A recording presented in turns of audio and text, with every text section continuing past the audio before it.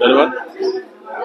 আজি ৰাষ্ট্ৰীয় বিজ্ঞান দিৱস আৰু এই ৰাষ্ট্ৰীয় বিজ্ঞান দিৱস সমগ্ৰ ভাৰতবৰ্ষৰ বিভিন্ন শিক্ষানুষ্ঠানত যেনেদৰে অনুষ্ঠিত কৰিছে ঠিক তেনেকৈ আমি চিলাপথাৰ বিজ্ঞান মহাবিদ্যালয় পৰিয়ালবৰ্গই ৰাষ্ট্ৰীয় দিৱস দিনজোৰা কাৰ্যসূচী অনুষ্ঠিত কৰিছে। আৰু আজিৰ দিনটো আমাৰ কাৰণে চিলাপথাৰ বিজ্ঞান মহাবিদ্যালয়ৰ অতি সৌভাগ্যৰ দিন। আৰু এই ৰাষ্ট্ৰীয় বিজ্ঞান দিৱসৰ দিনাই চিলাপথাৰ বিজ্ঞান মহাবিদ্যালয় প্ৰতিষ্ঠা লাভ কৰিছিল।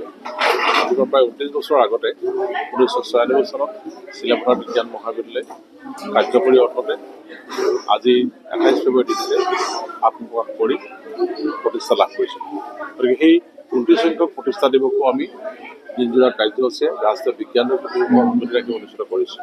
আৰু এই অনুষ্ঠানটোত অংশগ্ৰহণ কৰি আজি বৰ্তমান যিটো মোৰ অনুভৱ আমাৰ ছাত্ৰ ছাত্ৰীসকলক মই ইতিমধ্যে জ্ঞাত কৰিছোঁ বা বক্তব্য আকাৰে মই দিছোঁৱেই যে আমি বিজ্ঞানৰ এখন শিক্ষানুষ্ঠানৰ সদস্য হিচাপে আমাৰ যিসকল ছাত্ৰ ছাত্ৰী আছে সেইসকল ছাত্ৰ ছাত্ৰীক আমি অসমৰ বিভিন্ন প্ৰান্তৰ যিবিলাক ভাল ভাল শিক্ষানুষ্ঠান আছে য'ত যিবিলাক কাৰিকুলাম ইতিমধ্যে ছাত্ৰ ছাত্ৰীসকলে পাই আছে ঠিক তেনেকৈ আমি আমাৰ মহাবিদ্যালয় এই চৌহদতো আমি তেনেধৰণৰ কাৰ্যসূচী বা কাৰিকুলাম আমি দিবলৈ প্ৰয়াস কৰিছোঁ। আমি ছাত্ৰ ছাত্ৰীসকলক যিটো আমাৰ পাঠ্যপুথিৰ জ্ঞান পাঠ্যপুথিৰ যিখিনি শিক্ষা সেই শিক্ষাখিনিৰ উপৰিও আমি প্ৰায়োগিক যিখিনি আৰু শিক্ষা আছে আৰু ছাত্ৰ এজনক বা ছাত্ৰী এগৰাকীক তেওঁৰ দক্ষতা বিকাশৰ কাৰণে বিভিন্ন ধৰণৰ কাৰ্যসূচী আমি ইতিমধ্যে ৰূপায়ণ কৰি আহিছোঁ।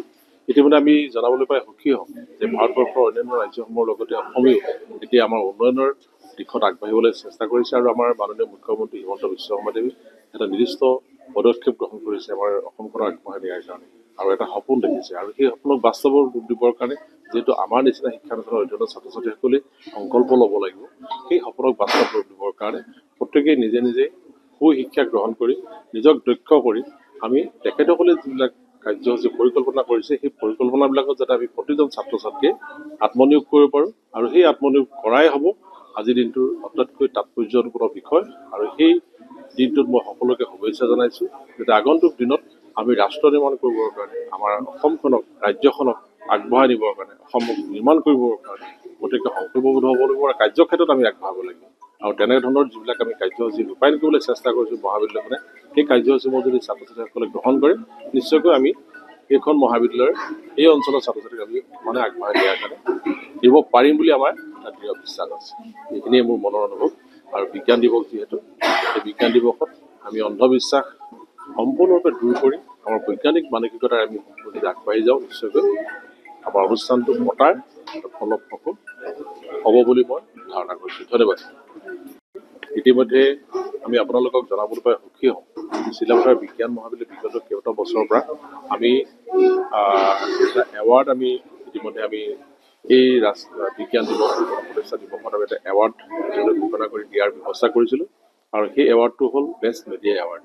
আৰু যিসকল আমাৰ অঞ্চলৰ যিসকল সাংবাদিক বন্ধু আছে সেইসকলে অঞ্চলৰ কাৰণে যিখিনি কাম কৰি গৈছে নিৰবিচ্ছিন্নভাৱে তেখেতসকলে যিখিনি সমাজখনৰ আমূল পৰিৱৰ্তনৰ কাৰণে সমাজখনৰ চিন্তা কৰি যিখিনি ভাল কাম কৰি গৈছে সেই কামখিনিৰ উপৰিও মহাবিদ্যালয়খনৰ কাৰণে যিখিনি বছৰটো বা যিখিনি ভাল কাম কৰি গৈছে মহাবিদ্যালয়খনক আগবঢ়াই নিবৰ ক্ষেত্ৰত যিখিনি সহযোগিতা আগবঢ়ায় সেইসকলৰ ভিতৰত আমি এজনকৈ সাংবাদিক বন্ধুক আমি নিৰ্বাচন কৰোঁ।